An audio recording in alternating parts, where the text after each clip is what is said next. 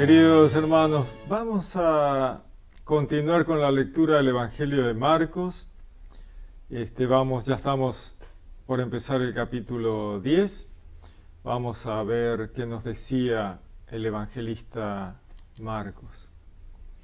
Dice, y levantándose de allí va a la región de Judea y al otro lado del Jordán, y de nuevo vino la gente donde él, y como acostumbraba, les enseñaba. Vemos que donde va Jesús, la gente lo acompaña, van a ver qué dice, qué enseña, a ver si pueden curarse.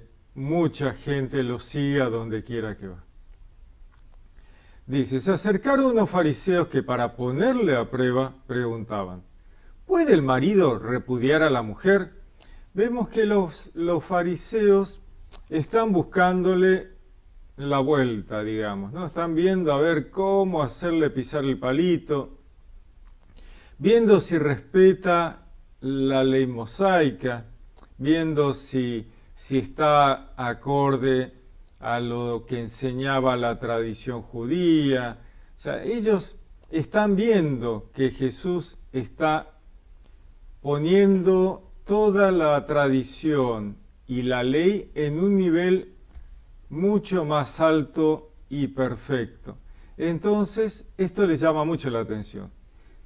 Y no les gusta porque ellos habían estado, tanto los escribas, los maestros de la ley, los fariseos, habían estado enseñando la ley más o menos, ¿no? En un punto tenían una mirada que no era lo ideal, ¿no? Entonces, tiraban para su lado, estaban, digamos, como muchas veces pasa, esta parte de la ley me gusta, esta no me gusta, ¿no? Hoy pasa lo mismo con el Evangelio, esta parte del Evangelio me gusta, la otra no me gusta, así que voy por el lado de lo que me sirve a mí, lo otro lo dejo en costado. Bueno, obviamente así no funciona.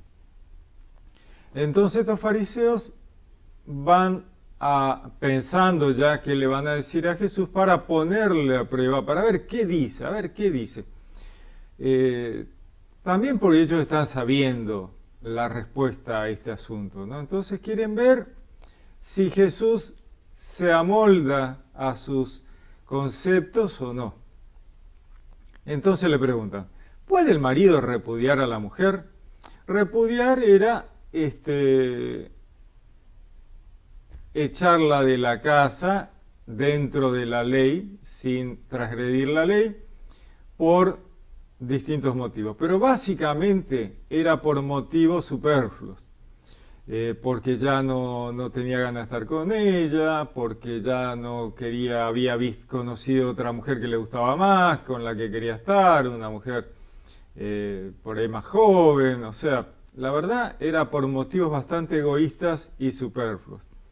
No estamos hablando de temas gravísimos que pueden llegar a ser necesaria una separación, sino por cosas que no hacían al asunto y que debían resolver. Entonces, por eso le están preguntando. Y dice, él les respondió, ¿qué os prescribió Moisés? ¿No? Moisés, por la ley de Moisés. Ellos les dijeron, Moisés permitió escribir el acta de divorcio y repudiarla. Jesús les dijo, teniendo en cuenta la dureza de vuestro corazón, escribió para vosotros este precepto. Pero desde el comienzo de la creación, Él los hizo varón y hembra. Por eso dejará el hombre a su padre y a su madre, y los dos se harán una sola carne. De manera que ya no son dos, sino una sola carne. Pues bien, lo que Dios unió, no lo separe el hombre. Les dice Jesús. Entonces vemos que ellos le preguntan si hay justificación para echar a la esposa de la casa, repudiarla, por una cosa superflua que no tiene gran trascendencia y de puro egoísmo.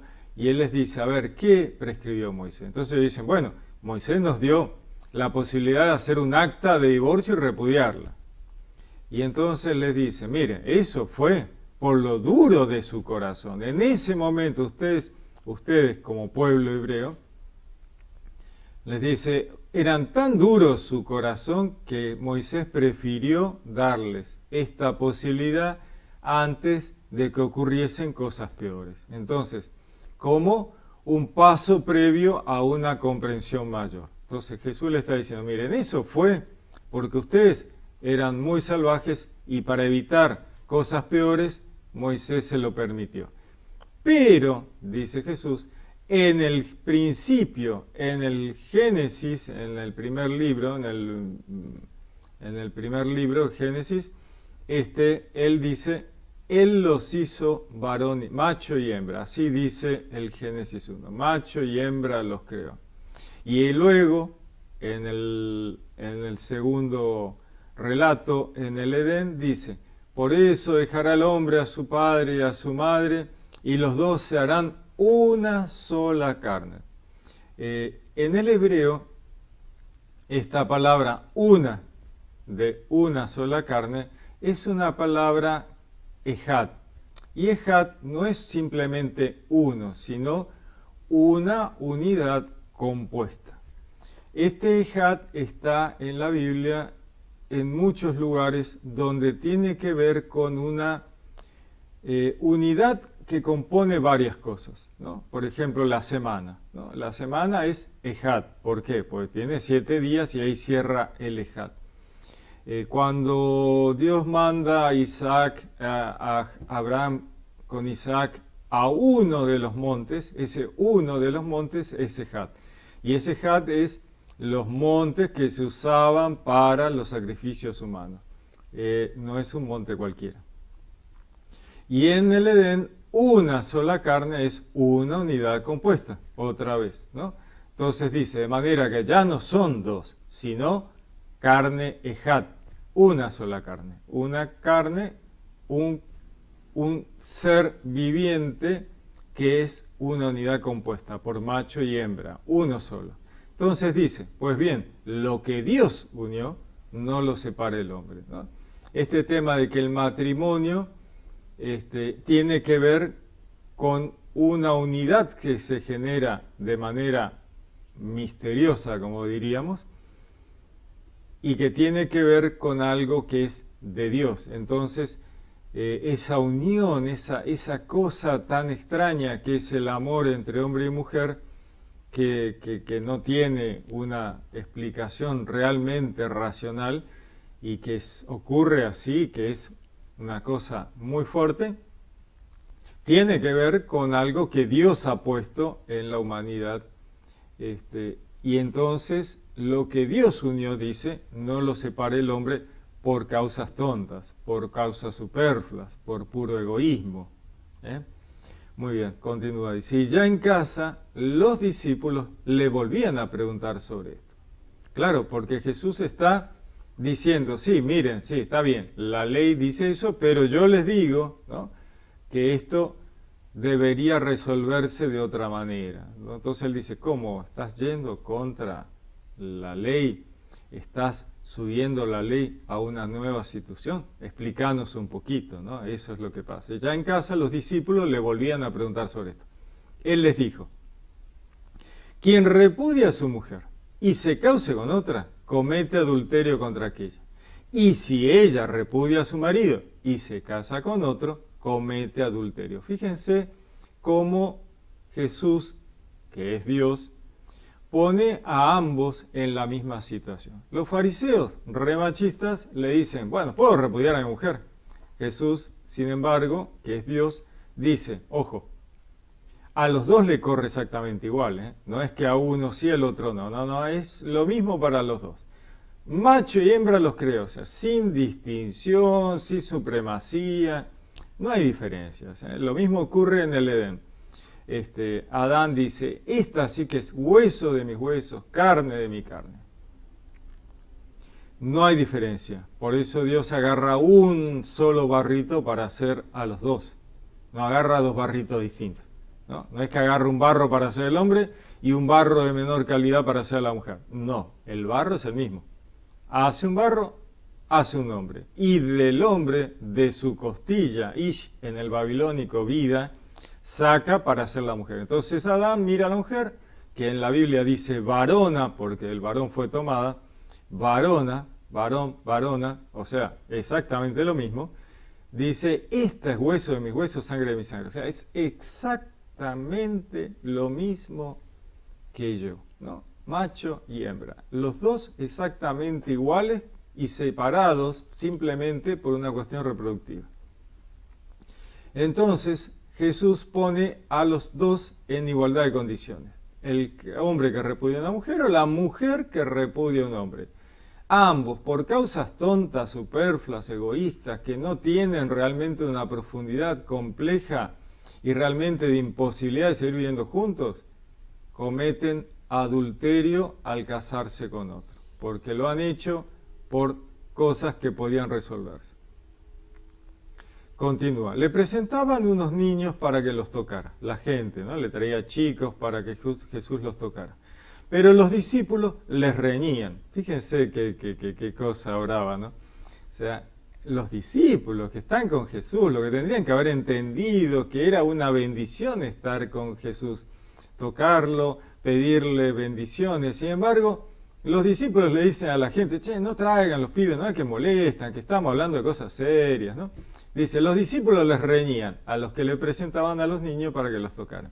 Los padres querían llevar a los hijos su bien más preciado a que el rabí los tocara, a que Jesús los tocara. Y los discípulos ponían peros, che, no vengan, que no molesten. Tremendo, ¿no? ¿Cuántas veces vemos a los de la sacristía más papistas que el Papa, ¿no? Tremendo. Bueno, dice, mas Jesús al ver esto se enfadó y les dijo, dejad que los niños vengan a mí, no se lo impidáis, porque de los que son como estos es el reino de Dios. Yo os aseguro, el que no reciba el reino de Dios como niño, no entrará en él. Y abrazaba a los niños y los bendecía poniendo las manos sobre ellos. Vamos a ver un poquito, ¿no? Este tema. Dejad que los niños vengan a mí, no se los impidáis, porque de los que son como estos es el reino de Dios. Toda una metáfora de esto, ¿no? Dejen que los niños, ¿no? Dejen que aquellos que observan, que miran, que viven como niños, ¿no? Se acerquen a Dios, porque de los que son como niños, ¿no? Como que han nacido de vuelta y vuelven a mirar todo con otros ojos, ¿no? De ellos es el reino de Dios.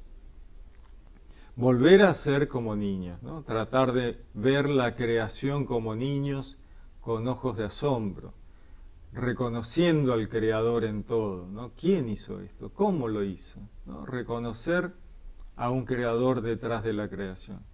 Dice, yo os aseguro, el que no reciba el reino de Dios como un niño, no entrará en él. Tremendo, ¿no?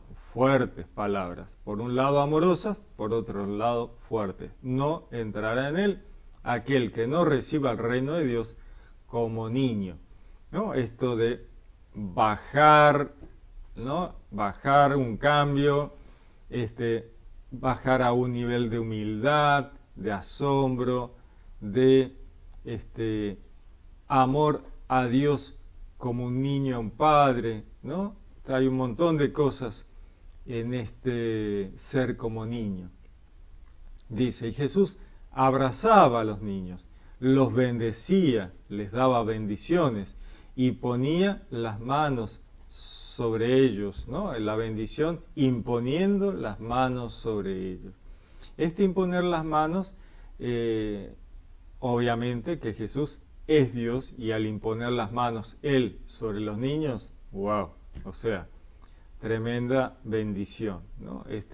Las manos sobre ellos es la sombra de Dios sobre ellos, que tiene que ver con una imagen de la presencia de Dios en el tabernáculo, ¿no? De allí viene esta imagen de imponer las manos, la sombra de Dios, ¿no? La sombra de Dios te cubrirá, la Sejiná, la presencia de Dios en la persona, en el tabernáculo, en el templo.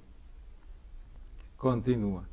Se ponía ya en camino cuando uno corrió a su encuentro y arrodillándose ante él le preguntó: Maestro bueno, ¿qué he de hacer para tener en herencia vida eterna?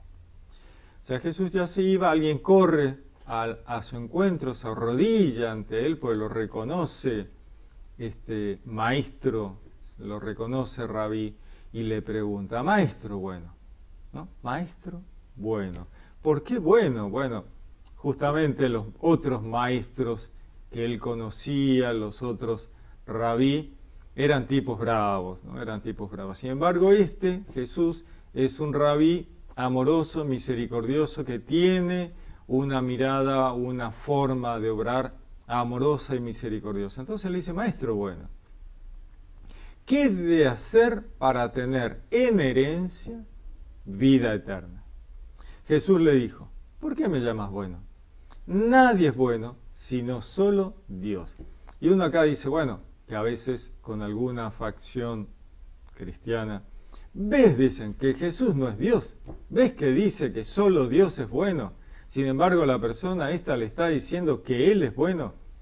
Entonces tenemos que pensar qué es lo que ocurre en esto. ¿Quién es Jesús? Porque todo el tema es ¿no? ¿Quién es Jesús? Tenemos que volver a preguntarnos, ¿quién es Jesús? Bueno, Yeshua es la encarnación del Verbo. ¿Y cómo sabemos eso? Porque habremos leído el Evangelio de Juan, habremos leído las revelaciones de Jesucristo, que son el Apocalipsis, habremos leído las cartas. Pero básicamente el Evangelio de Juan. En el principio era la palabra estaba vuelta a Dios y la palabra era Dios. No dice era un Dios, porque los arrianistas dicen, no, ahí dice un Dios, porque Jesús es otro Dios. Cosa de locos. Bueno, no dice, en el griego no dice un Dios, dice Dios. Y la palabra era Dios. La palabra, dabar, el hebreo dabar, palabra, que en el griego dice logos. Bueno, ¿qué es esta palabra dabar del hebreo, el logos del griego? Una palabra que hace, ¿no? En el principio era la palabra, que regresa a Génesis 1. En el principio Dios manifestó. Siempre leemos, en el principio Dios creó, pero no es crear, es manifestar, porque la palabra por la cual Dios manifiesta, esa palabra en hebreo es dabar, y dabar es una palabra que hace, la palabra que hace, que manifiesta. Esa es la palabra en español que mejor representa la idea, manifestar. Dios manifiesta lo que no estaba manifestado, trae a la existencia lo que no existía, ¿no? La palabra que hace. Dios dice y las cosas ocurren, son manifestadas. Bueno, esa palabra que manifiesta, la palabra de Dios, Dios la personaliza, y esa palabra personalizada es el verbo de Dios, el verbo, el logos. Ese verbo que manifiesta la creación, por la cual Dios manifiesta y que está siempre, estuvo siempre. No hubo un momento en que Dios haya creado su palabra o engendrado su palabra. La palabra siempre existió en Dios. No hubo un momento en que Dios no tuviera palabra. La palabra siempre estuvo. Entonces la palabra es parte de Dios. Es de su misma naturaleza, es de su misma esencia. La palabra es Dios, como dice Juan 1. Ahora, esa palabra está personalizada, porque Dios hace las cosas así. Dios ha personalizado a la palabra, y entonces Dios se manifiesta, se muestra hacia la humanidad, de tal manera que es lo que llama Jesús el Padre, para simplificar la forma en que podamos comprender a Dios como Padre, como inteligencia, como quien desarrolla el proyecto, ¿no? el Padre, la palabra de Dios, el Verbo, y luego el Espíritu Santo que proviene de Dios. Por lo tanto, proviene tanto como del Padre como del Verbo. El Verbo ha sido personalizado y el Espíritu Santo proviene de los dos, porque los dos son uno, Dios, no hay otra cosa. Entonces tenemos al Padre, el Verbo y el Espíritu Santo. Los tres son una sola cosa, Dios.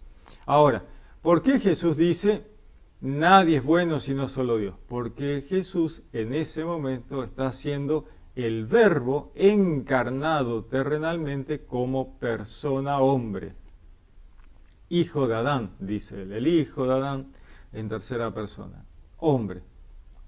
Entonces, al ser hombre, como hombre, él tiene Dios, a un Dios, ¿no? Su Dios es el Padre y todo lo demás. Entonces, él dice, bueno, solo Dios, ¿no? El Padre, para mostrar su humanidad. Pero Jesús sigue siendo Dios. Jesús nunca dejó de ser Dios. Jesús es absolutamente hombre y absolutamente Dios. Me preguntaba ayer alguien, me decía, ¿cómo puede ser 100% Dios y 100% hombre? No existe 200%. Bueno, en Dios todo es posible, ¿no? No hay nada imposible para Dios, lo dijo Jesús. Nada es imposible para Dios. Entonces dice esta persona, le dice, maestro, bueno, ¿qué he de hacer para tener en herencia, o sea, para conseguir, para lograr, para luego de morir a esta vida terrenal, alcanzar la vida eterna? Jesús le dijo, ¿por qué me llamas bueno? Nadie es bueno sino solo Dios. Ya sabes los mandamientos. No mates, no cometas adulterio, no robes, no levantes falso testimonio, no seas injusto. Honra a tu padre y a tu madre. Jesús le está recordando los mandamientos. Entonces él le dijo, maestro, todo eso lo he guardado desde mi juventud. Una persona religiosa, una persona que trata de ser buena, una persona que trata de cumplir con los mandamientos, ¿no? Dice, yo he guardado todo eso de mi juventud. Jesús, fijando en él su mirada, le amó y le dijo. Fíjense qué interesante, ¿no? Jesús lo mira y lo ama. Dice, le amó. Porque Jesús está viendo profundamente en su corazón y ve que Él quiere hacer todo lo bueno, lo correcto y alcanzar la vida eterna. Y le dice Jesús, y le dijo, una cosa te falta. Anda, cuanto tienes, véndelo y dáselo a los pobres y tendrás un tesoro en el cielo. Luego, ven y sígueme. Fíjense que Dios, Jesús, lo ama a esta persona por su corazón, ¿no? Por su intención, sus ganas de estar con Dios. Y le dice, mira, te falta tan poquito. Vende todo lo que tenés, que estás acumulando riquezas en la tierra y eso te atrasa, ¿no? Eso te tiene aferrado a algo que es una lástima. Dáselo a los pobres, liberate de eso, vas a hacer un tesoro en el cielo, que eso es lo importante. Vas a hacer un tesoro en el cielo al repartir con los necesitados aquello que has acumulado.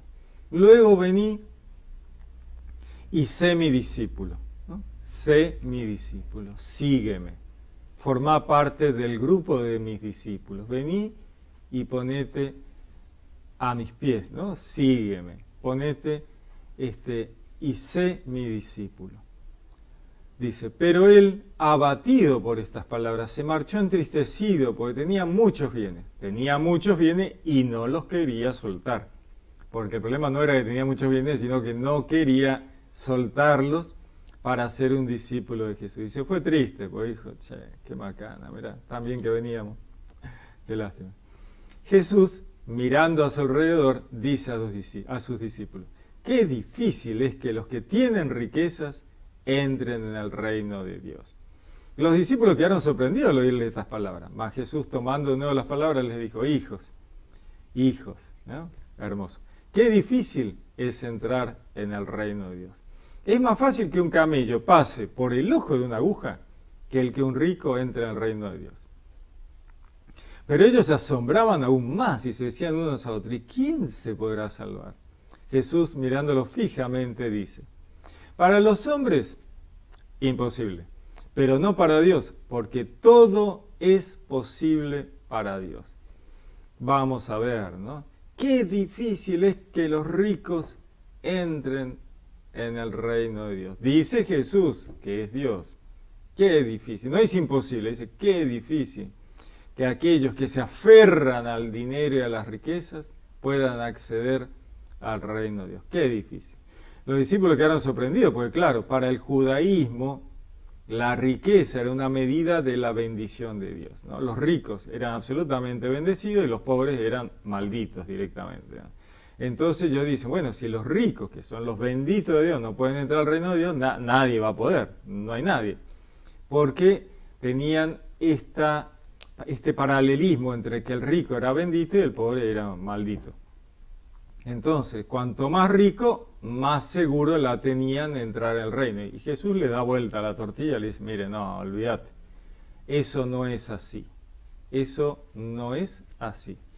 Puede ser que Dios bendiga a alguien con riqueza, puede ser, pero eso no significa que son 1 más 1, 2, ¿no? No es así lineal, no es así, de manera lineal. Puede ser que el pobre tampoco entre al reino de los cielos, o sí, que es una cuestión de lo que hay en el corazón del hombre, de la persona, de sus acciones, de lo que hacen. Entonces no es tan sencillo, ¿no? Dice, hijos, ¿no? Le dice Jesús a ellos, hijos, hijitos. Qué difícil, ¿no? Es entrar en el reino de Dios, ¿no? No es fácil, no es sencillo, hay que hacer un esfuerzo, la puerta es angosta. Qué grande es la puerta que lleva a la perdición y angosta la puerta que lleva a la salvación, ¿no? Qué difícil es entrar, no es sencillo, no es fácil, no te crean que es tan fácil. Hay que hacer, hay que trabajar para la salvación, hay que hacer obras buenas de amor al prójimo. Pero dicen, ¿cómo? A ver, paremos acá, ¿cómo? ¿Y la salvación? ¿No es que Jesús nos salvó y ya está? ¿Y la salvación es por gracia? ¿Cómo que es por obras? No, muchas facciones cristianas dicen, no, la salvación es por gracia, no es por obras. No mezclemos los tantos, no mezclemos los tantos. La salvación general a la humanidad es por gracia. Dios viene a pagar el rescate de redención por la humanidad, que es lo que hace Jesús en la cruz, paga un rescate de redención por toda la humanidad para pagar todos los pecados antiguos, ancestrales que no teníamos forma de pagar cada uno individualmente, los paga Jesús, abre la puerta en el cielo que nadie puede cerrar, pero eso es a nivel general y es un pago de moratoria de todo lo anterior. A partir de ahí, cada uno debe conseguir su entrada al reino de los cielos obrando bien con obras de amor al prójimo. Sin obra de amor al prójimo, te vas a quedar afuera, nos vamos a quedar afuera conversando con Pedrito, con Pedro, con quien sea que esté ahí en la entrada y estaremos aprendiendo, evolucionando espiritualmente hasta que nos den la entrada, ¿no? Lo que se llama el purgatorio. Vamos a tener que quedarnos ahí purgando lo que no pudimos entender, aprendiendo lo que nos faltaba, pidiendo perdón por las macanas que hicimos, hasta lograr la santidad y poder tener nuestro boleto de entrada al reino de los cielos. Si no sería, no tendría sentido el obrar bien. Cualquiera podría hacer cualquier obra bien, entrar igual al reino de los cielos, no tiene sentido.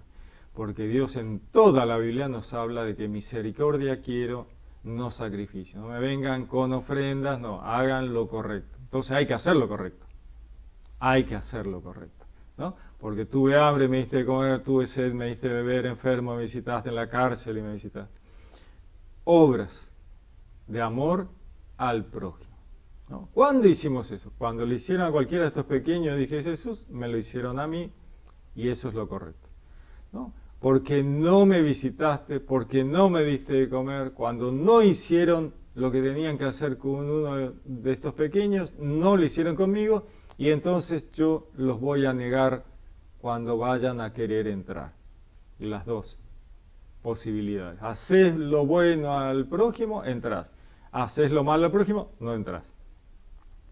Independientemente de la salvación general de la humanidad, que es la puerta abierta. La puerta está abierta. Ahora, que te dejen entrar, que nos dejen entrar, es otra historia. Muy bien, continúa. Es más fácil que un camello pase por el ojo de una aguja que un rico entre en el reino de los cielos. Bueno, acá hay todo un tema. No, pero el camello no era camello, el ojo de la aguja no era aguja, que el camello era la soga del barco y el ojo era... Y que no, que el ojo de la aguja era la puerta de la entrada a la ciudad, era una puerta chica. Sea como sea, chicos, le den la vuelta que le den la vuelta. Hay que despojarse para pasar por la puertita. No hay forma, no hay forma. Y ese despojo tiene que ver con la humildad, con el amor al prójimo, con buenas obras. No hay forma de agrandar la puerta para pasar un elefante, no hay forma. Continúa. Pero ellos se asombraban aún más y se decían unos a otros, ¿quién se podrá salvar? Jesús mirándolos fijamente dice, para los hombres es imposible, pero no para Dios, porque todo es posible para Dios. Pedro se puso a decirle, ya lo ves, nosotros lo hemos dejado todo y te hemos seguido. Jesús dijo, yo os aseguro, nadie que haya dejado casa, hermanos, hermanas, madre, padre, hijos o hacienda por mí y por el Evangelio, por la buena nueva, quedará sin recibir el 100 por uno. Ahora, al presente, casas, hermanos, hermanas, madres, hijos y hacienda con persecuciones. Y en el mundo venidero, en el Olam Abba, así lo llamaban los hebreos, el mundo venidero, vida eterna. Nos está hablando de que aquello que Dios promete al obrar bien, lo que uno haga de amor al prójimo, ya va a tener una recompensa en esta vida, ¿no? De otra manera, tal vez no de la forma en que uno espera, que uno cree que tiene que ser, porque son cosas de Dios. Pero dice, con persecuciones, o sea, guarda, ¿no? Van a venir esas cosas, pero con persecución. No va a ser tan sencillo porque hay una oposición de lo mundanal y del Satán que no quiere que la iglesia avance. Va a venir una persecución, no va a ser fácil, ¿no? Y en el mundo venidero, en la vida del reino de Dios, vida eterna, ¿no? O sea, si uno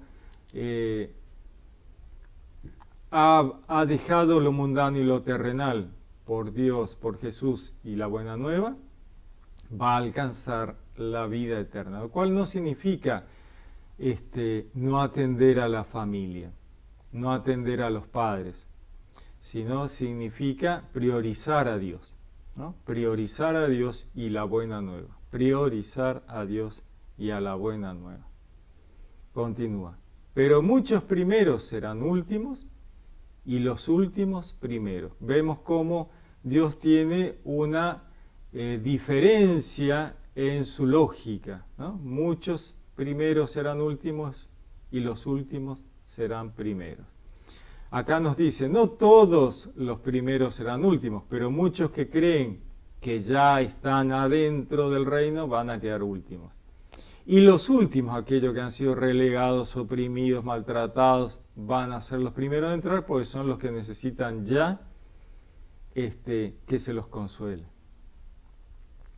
Continúa. Iban de camino subiendo a Jerusalén y Jesús marchaba delante de ellos. Ellos estaban sorprendidos y los que le seguían tenían miedo. Tomó otra vez a los 12 y comenzó a decirles lo que iba a suceder. Fíjense, dice, iban de camino subiendo a Jerusalén y Jesús marchaba delante. Y ellos estaban sorprendidos.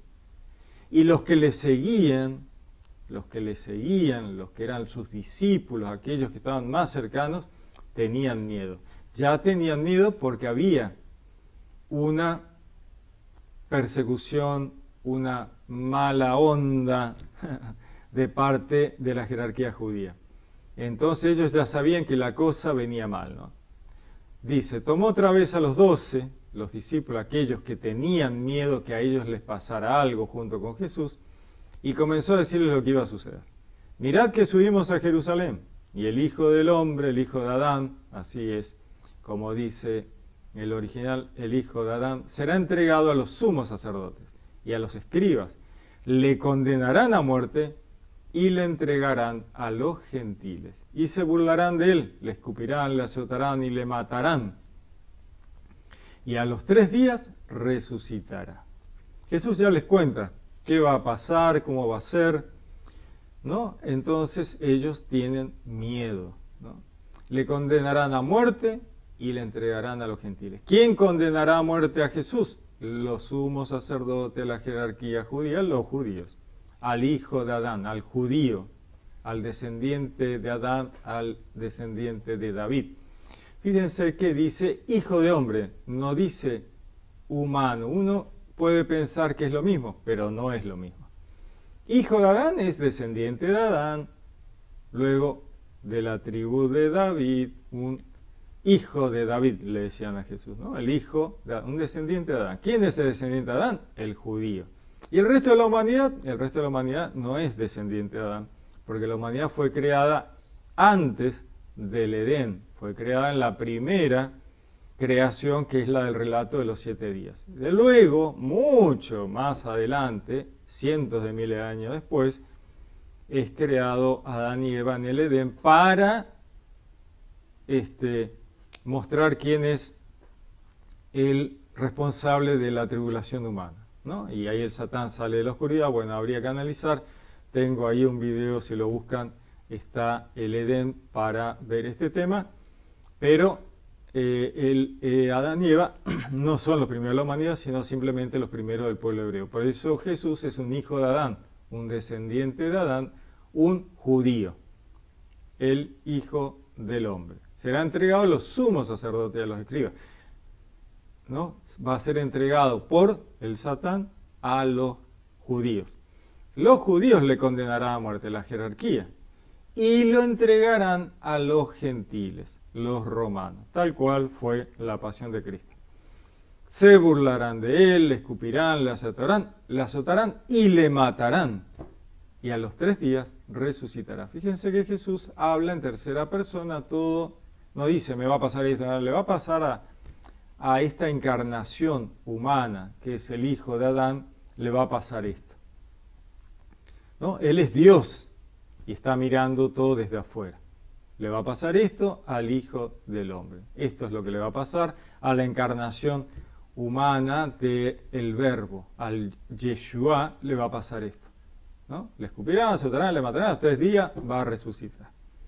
Se acercan a él Santiago y Juan, los hijos de Zebedeo, y le dicen, Maestro, queremos nos concedas lo que te pidamos. Él le dijo, ¿qué queréis que os conceda? Ellos le respondieron, concédenos que nos sentemos en tu gloria, uno a tu derecha y otro a tu izquierda. Santiago y Juan, los hijos de Zebedeo, dicen, che, nosotros queremos estar al lado tuyo como tus segundos en el reino de los cielos, en tu gloria al lado del Padre. Concédenos eso. Jesús les dice, no sabéis lo que pedís, no tienen ni idea de lo que están pidiendo. ¿Podéis beber la copa que yo voy a beber? ¿O ser bautizados con el bautismo con que yo voy a ser bautizado? Ellos le dijeron, sí, podemos. Jesús le dijo, la copa que yo voy a beber, sí, la beberéis. También serás bautizado con el bautismo con que yo voy a ser bautizado. Pero sentarse a mi derecha o a mi izquierda no es cosa mía el concederlo, sino que es para quienes está preparado. Fíjense qué interesante, ¿no? Porque Jesús les dice, ¿y ustedes van a aguantarse la que viene? ¿Van a beber de la copa que yo voy a beber? ¿Van a ser bautizados con el bautismo con que yo voy a ser bautizado?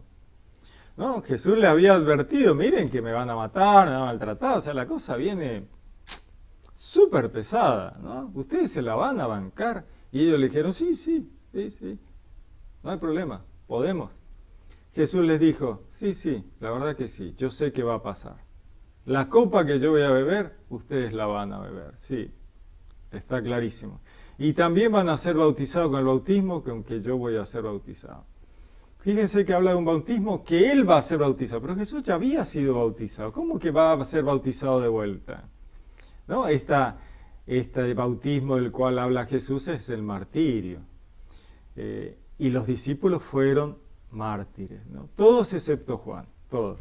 Y todos la pasaron mal, incluido Juan, ¿no? Todos fueron súper maltratados. Así que Jesús le dice, sí, sí, ya tienen razón, sí, la van a pasar mal. Pero, ser mi segundo, estar a la derecha, a mi izquierda, eso, ¿no? En la gloria, eso es algo que no está de mí dárselos aquí ahora, ¿no? Eso, el concederlo, eso es, sino que es para quienes está preparado, ¿no? Como diciendo, no se enganchen de esa manera porque no está bien, eso no es correcto. Al oír esto, los otros 10 empezaron a indignarse contra Santiago y Juan. Jesús, llamándolo, les dice, ¿sabéis que los que son tenidos como jefes de las naciones las dominan como señores absolutos y sus grandes las oprimen con su poder? Pero no ha de ser así entre vosotros, sino que el que quiera llegar a ser grande entre vosotros será vuestro servidor. El que quiera ser el primero entre vosotros será esclavo de todos, que tampoco el Hijo del Hombre ha venido a ser servido, sino a servir y a dar su vida como rescate por muchos. Jesús les pone de modelo el tema de que muchos poderosos esclavizaban a la gente porque tenían una mirada muy terrenal del servicio, ¿no? Los gobernadores, al final terminaban oprimiendo. Pero dice, pero esto así no tiene que ser entre ustedes que han aprendido, que están escuchando la enseñanza de Dios y cómo Dios maneja estas cosas. Así no. El que quiera ser el primero, el más grande entre ustedes, debe ser el último, el más esclavo, el más servidor de todos, porque el modelo de servicio es el que Jesús, les está dando. ¿Y cuál es? Dar la vida por el resto, ¿no? Dar la vida por los demás, ¿no? Porque el Hijo del Hombre, nuevamente, dice, no ha venido a ser servido, no viene para que lo sirvan, viene a servir a la humanidad, a dar su vida como rescate por la humanidad. Continúa. Llegan a Jericó. Y cuando salía de Jericó, acompañado de sus discípulos y de una gran muchedumbre, el hijo de Timeo, Bartimeo, eso significa Bartimeo, hijo de Timeo, un mendigo ciego estaba sentado junto al camino.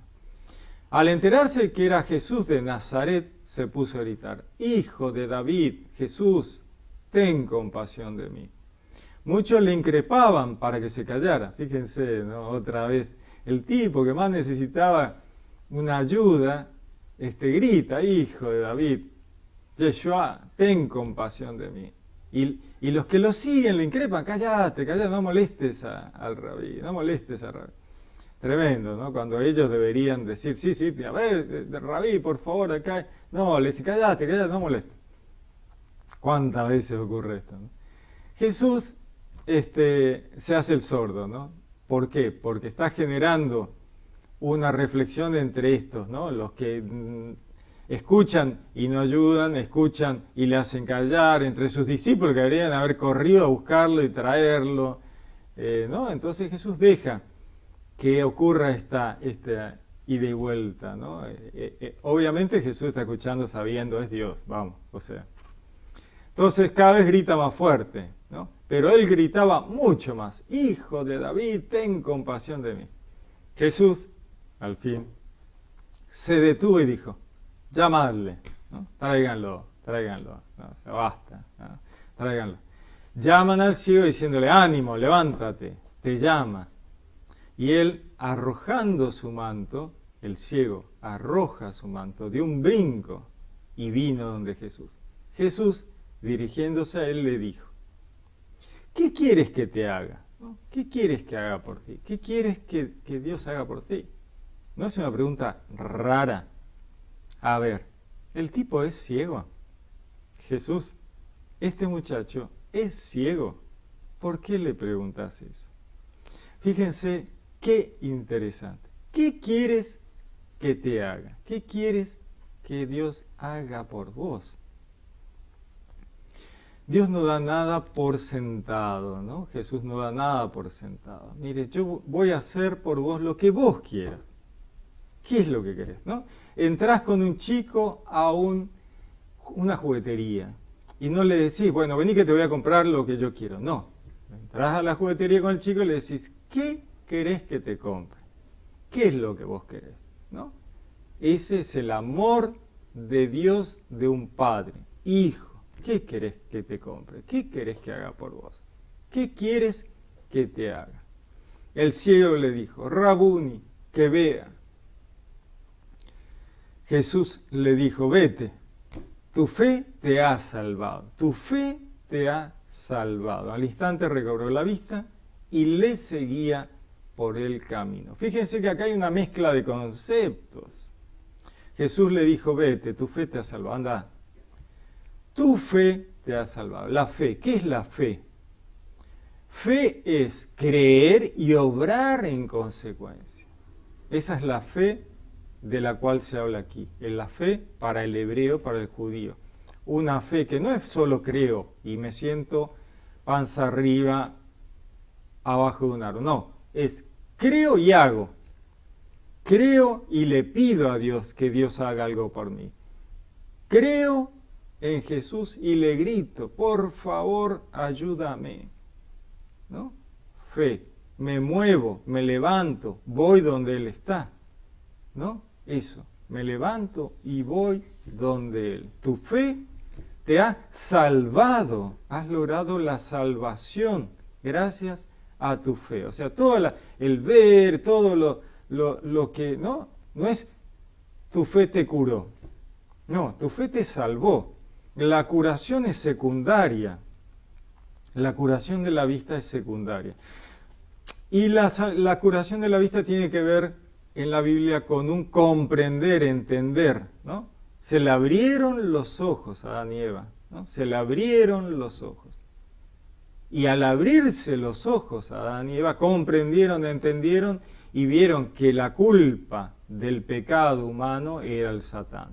Y eso, como consecuencia posterior, le da el poder de frenarlo. Sin verlo, no lo podían detener. ¿Cómo vas a detener a alguien que no conoces? ¿Cómo vas a detener a algo que no sabes que está ocurriendo? Primero tenés que saber quién. Para eso Dios permite que el Satán haga pecar a Adán y Eva, ¿no? Lo permite, se va a dar una vuelta y cuando vuelve ha ocurrido. ¿Por qué? Para que ellos sepan, para que ellos comprendan, se le abran sus ojos y entiendan. Ah, fuiste vos. ¿Quién fue el que te dio? Él, la serpiente, ese bicho. ¿Quién te dio a comer? Ese.